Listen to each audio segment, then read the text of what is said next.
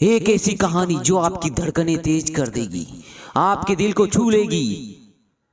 एक डॉक्टर को जैसे ही एक अर्जेंट सर्जरी के बारे में फोन करके बताया गया, वो जितना जल्दी वहां आ सकते थे आ गए।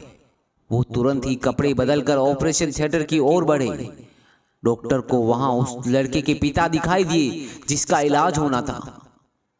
पिता डॉक्टर को देखते ही भड़क उठे और चिल्लाने लगे, आखिर इतनी देर तक कहां थे आप? क्या आपको पता नहीं कि मेरे बच्चे की जिंदगी खतरे में है? क्या आपकी कोई जिम्मेदारी नहीं बनती?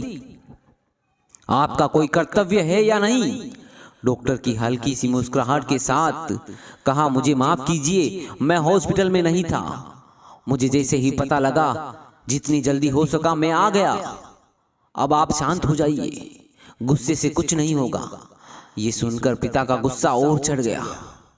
भला अपने बेटे की इस नाजुक हालत में वो शांत कैसे रह सकते थे?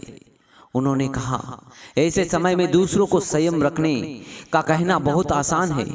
आपको क्या पता मेरे मन में क्या चल रहा है? अगर आपका बेटा इस तरह मर रहा होता तो आप क्या इतनी देर करते? यदि आपका बेटा मर जाए अभी तो आप शांत रहेंगे कहिए?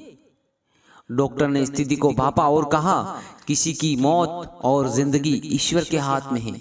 हम केवल उसे बचाने का प्रयास कर सकते हैं। आप ईश्वर से प्रार्थना कीजिए और मैं अंदर जाकर ऑपरेशन करता हूँ। यह कहकर डॉक्टर अंदर चले गए। करीब 3 घंटों तक ऑपरेशन चला। लड़के के पिता भी धीरज के साथ बाहर बैठे रहे। ऑपरेशन के बाद जैसे ही डॉक्टर बाहर निकले, वे मुस्कुराते हुए सीधा पिता के पास गए और उन्हें कहा, ईश्वर का बहुत ही आशीर्वाद है, आपका बेटा अब ठीक है। अब आपको जो भी सवाल पूछना है मेरे पीछे आ रही नर्स से पूछ लीजिएगा। यह कहकर वो जल्दी ही चले गए। उनके बेटे की जान बच गई, इसलिए वो बहुत खुश तो हुए। पर जैसे ही नर्स उनके पास आई, वो बोले, ये कैसे डॉक्टर है? इन्हें किस बात का गुरूर है? इनके पास हमारे लिए जरा भी समय नहीं है। तब नर्स ने उन्हें बताया कि ये वही डॉक्टर है जिसके बेटे के साथ आपके बेटे का एक्सीडेंट हो गया था। उस दुर्घटना में इनके बेटे की मृत्यु हो गई और हमने जब उन्हें फोन किया तब वे उनके क्रियाक्रम की तैयारी कर रहे थे और सब कुछ जानते हुए भी वे यहाँ आ गए और आपके बेटे का इलाज किया।